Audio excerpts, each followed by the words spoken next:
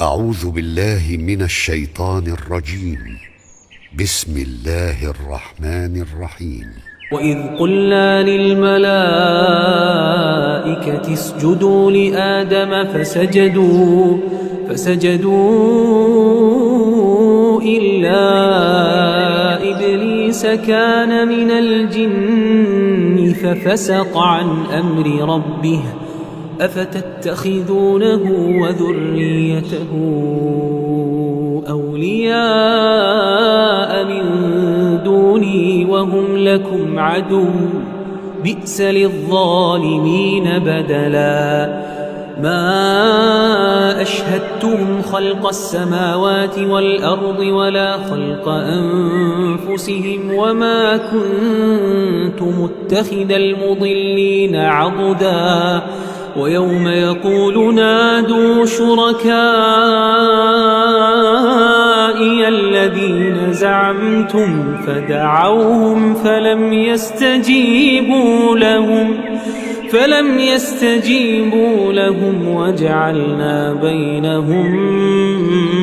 موبقا ورأى المجرمون النار فظنوا أنهم مواقعوها ولم يجدوا عنها مصرفا ولقد صرفنا في هذا القرآن للناس من كل مثل وكان الإنسان أكثر شيء جدلا وما منع الناس أن يؤمنوا إذ جاءهم الهدى ويستغفروا ربهم إلا أن تأتيهم سنة الأولين أو يأتيهم العذاب قبلا وما نرسل المرسلين إلا مبشرين ومنذرين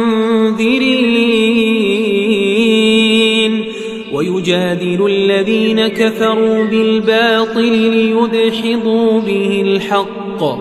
واتخذوا آياتي وما أنذروا هزوا ومن أظلم ممن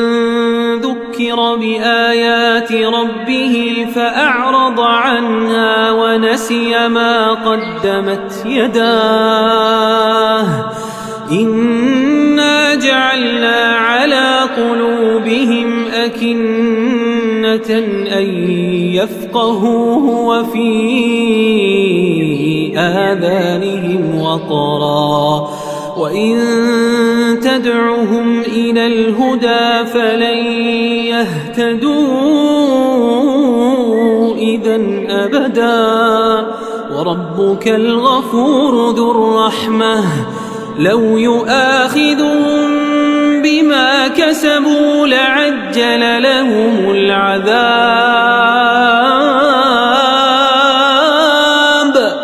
بل لهم موعد لن يجدوا من دونه موئلا وتلك القرى أهلكناهم لما ظلموا وجعلنا لمهلكهم موعدا وإذ قال موسى لفتاه لا أبرح حتى أبلغ مجمع البحرين أو أمضي حقبا فلما بلغا مجمع بينهما نسيا حوتهما فاتخذ سبيله في البحر سربا فلما جاوزا قال لفتاه آتنا غداءنا لقد لقينا من سفرنا هذا نصبا قال أرأيت إذ أوينا إلى الصخرة فإني نسيت الحوت وما أنسانيه إلا الشيطان أن أذكره واتخذ سبيله في البحر عجبا قال ذلك ما كنا نبغ فارتدا على آثارهما قصصا فوجدا عبدا من عبادنا آتيناه رحمة من عندنا وعلمناه من لدنا علما قال له موسى هل أتبعك على أن تعلمني مما علمت رشدا قال إنك لن تستطيع معي صبرا وكيف تصبر على ما لم تحط به خبرا قال ستجدني إن شاء الله صابرا ولا أعصي لك أمرا قال فإن اتبعتني فلا تسألني عن شيء حتى أحدث لك منه ذكرا فانطلقا حتى إذا ركبا في السفينة خرقها قال أخرقتها لتغرق أهلها لقد جئت شيئا إمرا قال ألم أقل إنك لن تستطيع معي صبرا قال لا تؤاخذني بما نسيت ولا ترهقني من أمري عسرا فانطلقا حتى إذا لقيا غلاما فقتله قال أقتلت نفسا زكية بغير نفس لقد جئت شيئا نكرا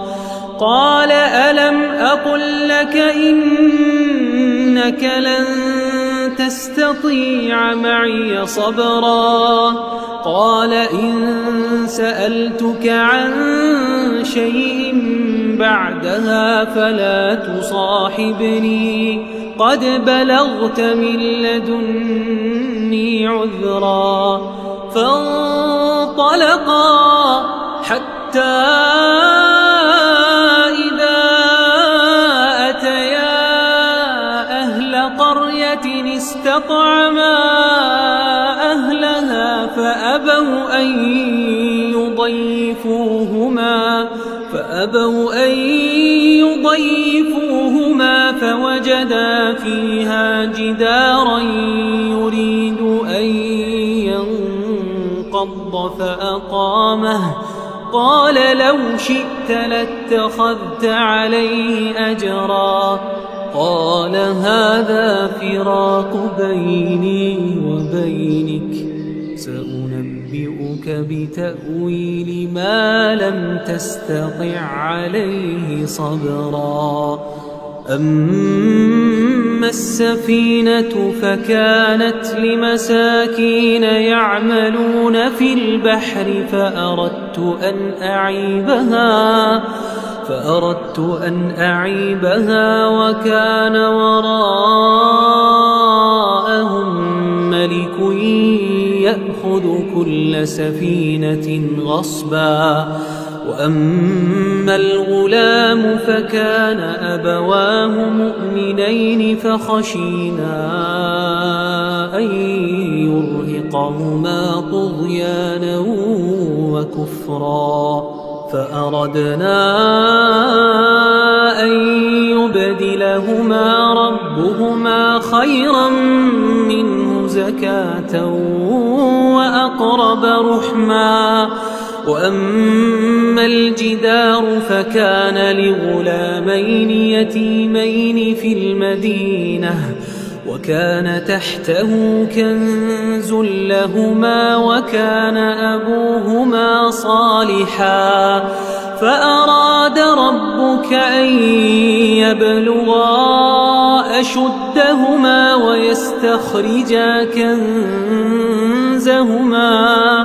ويستخرجا كنزهما رحمة من ربك وما فعلته عن أمري ذلك تأويل ما لم تسطع عليه صبرا ويسألونك عن ذي القرنين قل سأتلو عليكم منه ذكرا إنا مكنا له في الأرض وآتيناه من كل شيء سببا فأتبع سببا حتى إذا بلغ مغرب الشمس وجدها تغرب في عين حمئة ووجد عندها قوما قلنا يا ذا القرنين إما أن تعذب وإما أن تتخذ فيهم حسنا قال أما من ظلم فسوف نعذبه ثم يرد إلى ربه فيعذبه عذابا نكرا وأما من آمن وعمل صالحا فله جزاء الحسنى وسنقول له من أمرنا يسرا ثم أتبع سببا حتى إذا بلغ مطلع الشمس وجدها تطلع على قوم لم نجعل لهم من دونها سترا كذلك وقد أحطنا بما لديه خبرا ثم أتبع سببا حتى إذا بلغ بين السدين وجد من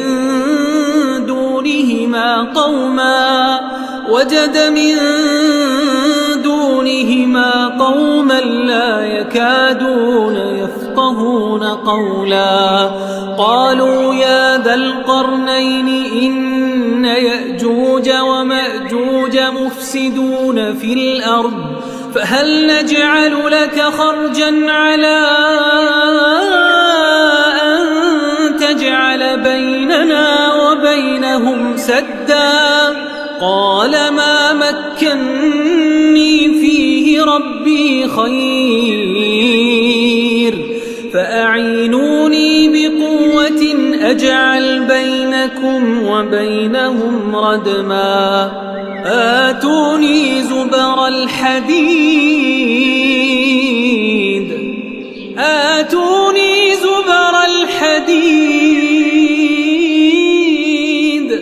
حتى إذا ساوى بين الصدفين قال انفخوا حتى إذا جعله نارا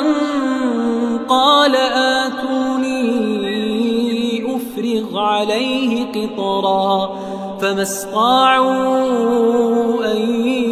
يظهروه وما استطاعوا له نقبا قال هذا رحمة من ربي فإذا جاء وعد ربي جعله دكاء وكان وعد ربي حقا وتركنا بعضهم يومئذ يموج في بعض ونفخ في الصور ونفخ في الصور فجمعناهم جمعا وعرضنا جهنم يومئذ للكافرين عرضا الذين كانت أعينهم في غطاء عن ذكري وكانوا لا يستطيعون سمعا أفحسب الذين كفروا أن يتخذوا عبادي من دوني أولياء إنا أعتدنا جهنم للكافرين نزلا قل هل ننبئكم بالأخسرين أعمالا الذين ضل سعيهم في الحياة الدنيا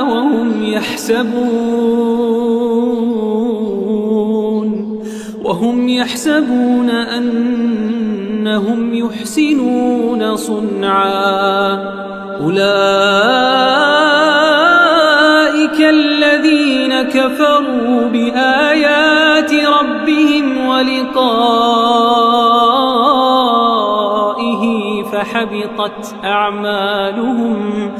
فحبطت أعمالهم فلا نقيم لهم يوم القيامة وزنا ذلك جزاؤهم جهنم بما كفروا واتخذوا آياتي ورسلي هزوا إن الذين آمنوا وعملوا الصالحات كانت لهم جنات الفردوس نزلا خالدين فيها لا يبغون عنها حولا قل لو كان البحر مدادا لكلمات ربي لنفد البحر قبل أن تنفد كلمات ربي ولو جئنا بمثله مددا قل إنما أنا بشر مثلكم يوحى إلي أنما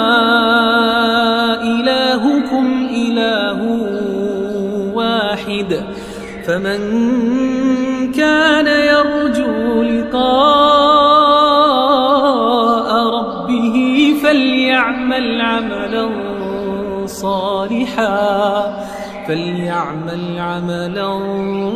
صالحا ولا يشرك بعبادة ربه أحدا.